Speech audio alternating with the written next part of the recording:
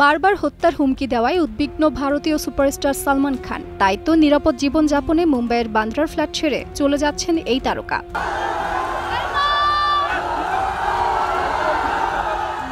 সম্প্রতি অভিনেতার ফ্ল্যাটে গুলি করেন দুই বন্দুকধারী। যদিও পুলিশের হাতে ধরা পড়েছেন তারা, এই ঘটনার দায় স্বীকার করেও নিয়েছেন কুখ্যাত সেই সন্ত্রাসীরা। তারপর থেকে সালমান খানকে বাড়তি নিরাপত্তা দিয়েছে মহারাষ্ট্র সরকার। তার জন্য চিন্তায় খান পরিবার।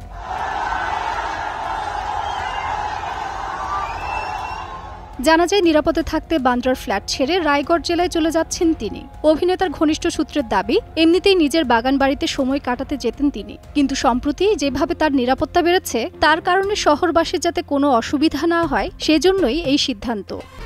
1, 2, 3 ঢাকায় জমি জিতে নিন 100% ক্যাশব্যাক সহ 20 কোটি টাকার পুরস্কার।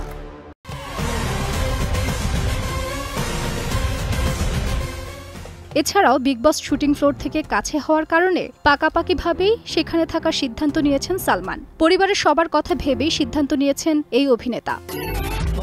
তাজরিন রিকা, সময় সংবাদ, ঢাকা।